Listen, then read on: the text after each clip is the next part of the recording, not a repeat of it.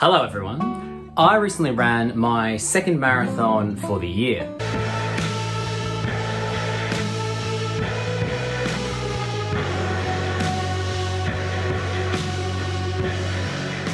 On the 26th of November this year, 2023, I ran in the Run for the Young marathon. I really enjoyed it. Before I talk about the marathon itself, I want to talk a little bit about my last week of running. It wasn't an ideal week. In fact, it's not been an ideal last month of preparation. This last week, I traveled interstate for a funeral. So I had a funeral on Saturday and the marathon was Sunday. So with a day-long car trip in there, staying interstate, not sleeping well, being very tired, and then flying home. I got home at about 10:30 p.m. on Saturday night. Did not make for great marathon preparation. I was making sure I was eating heaps. I made that a real priority. But lack of sleep, I think, really made my last couple of weeks really hard. I've not been sleeping well. I did get a beach run in though, which was nice. Okay, so I've just finished up my last run for the marathon. I'm super sleep deprived. It's been a really stressful couple of weeks and I've not been sleeping well. Didn't sleep well last night. Travelled all day yesterday. Didn't help. That run felt a little harder than I would have liked because I've been sleep deprived, so it just makes things harder. So I'm really hoping that I get a couple of good nights sleep because I've got 2 sleeps now between now and the marathon. I mean, the legs are feeling rested. The legs are feeling fine. It's just the effort. I'm also on sand. That does add to the impact of an activity or the effort that I need to put in. So it's not been an ideal final couple of week preparation, but we're ready, just about, to get a couple of good nights sleep. So yeah, I don't think that my preparation in the last week has been great. In fact, the last month, as I said, I don't think it's been ideal. But we'll talk more about that in a moment. First, let's get to the actual race. Race day. Whew. The morning started and I was feeling really good about the conditions. As it's a late November marathon, I wasn't sure how it would go. We could be getting high 20s, low 30s, but the conditions were beautiful. There was a little bit of rain around. It was about 12 degrees at the start of the race and the conditions were just great for running.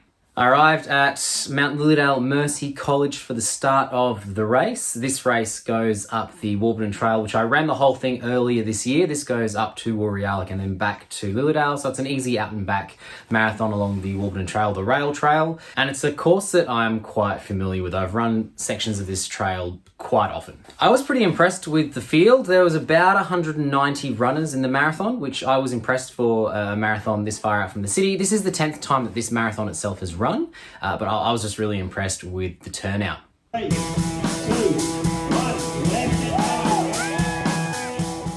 I was targeting a 4-hour marathon, which meant running at 5-minute and 45-second pacing for the whole race. I was expecting myself to slow down a little bit towards the end, so I took the first half a little faster than I perhaps should have. I was running a lot of kilometers faster than 5 minutes and 30 seconds, which I think might have been a bit of a mistake.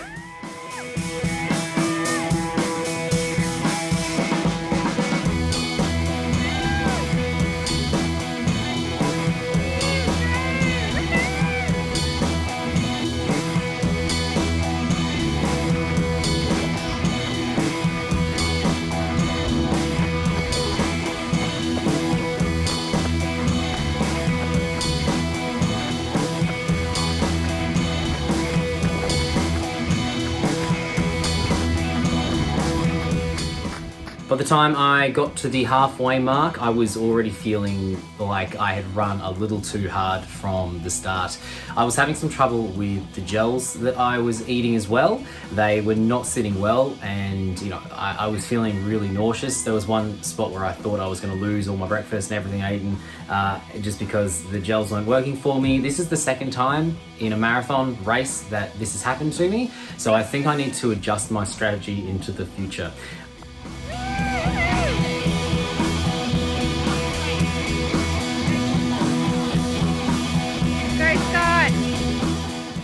It wasn't long after the halfway mark that I decided I actually just wasn't going to have any more gels because I didn't want to lose it.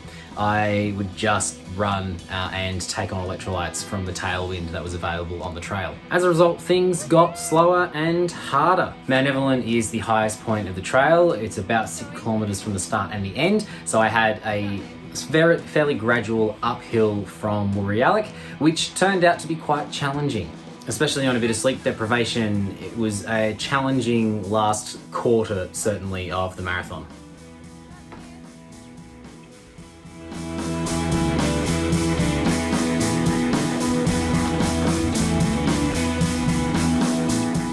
And the finish line was up a bit of a hill as well, which was a nice way to finish, I suppose. A last little push.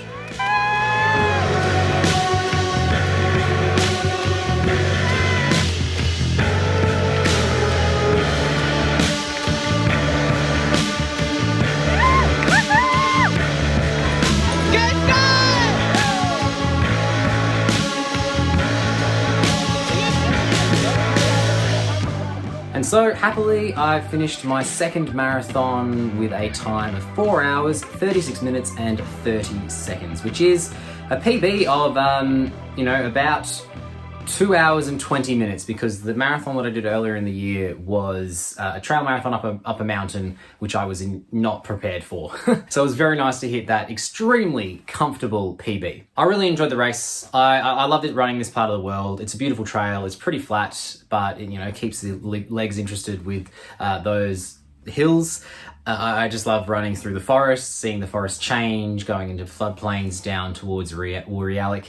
And I was really impressed with how the marathon was run. There were 8 stations every 3 to 4 kilometers, so I was never too far away from having access to tailwind or water, which is why I ended up taking my belt instead of taking my backpack.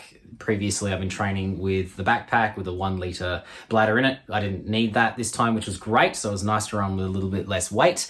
I'm thinking about perhaps even I could have run with less water on myself as well. I had 500 millilitres essentially the whole time, which, is a bit of extra weight. And the volunteers throughout the trail were great as well. So Bridge Builders, the youth organisation, the youth charity that runs this event, they did a great job. I was really impressed. I think that a couple of things in my training preparation didn't go quite as well as I would have liked them to. Again, I've spoke about, sleep deprivation, big travel just before the race. Not ideal. I think that my goal would have been achievable had I had better long runs leading up to it. Through one reason or another, just my schedule being extremely busy, I had to cut a few of my long runs over the last couple of months short. So I ended up only having 2 runs above 30 kilometers, my longest being 35 kilometers. In my initial plan, I had, a 38 kilometer run, a 35 and a 33. So having more time in that higher mileage. And I think that would have prepared me for the race better. But that's something which I will take on and use to prepare for my 3rd marathon, which will be in 2024 sometime. But at the end of the day, I'm really happy to have made it to my 2nd marathon for the year, my 2nd marathon ever, actually, without any injury. And I think coming out of it, actually, I'm filming this on Tuesday, so it's been a bit over 48 hours since the race finished. And I've been feeling, achy after a marathon, as you would expect, but I don't think, fingers crossed, that I've picked up any injuries throughout, which was not the case on my previous one, where I was in a pretty bad way following the marathon. So really happy to finish my 2nd marathon for the year. I'm really happy that I ran the Run for the Young. I was really impressed with the course, really impressed with how it was run, and it's nice to get a very comfortable marathon PB. And I learnt a lot during this season as well. There are some things that I want to try differently next time, and I'm really happy. So thank you so much for joining me on this journey. You might have also noticed that my beard is longer, and if you've been watching this channel over the last few months, you'll notice that I've been taking photos of each run. That's because I wanted to show the passage of time through marathon training. I took 3 months to train for this marathon, and that's about how long it takes from regular running to being able to run a marathon. And this is what that looks like.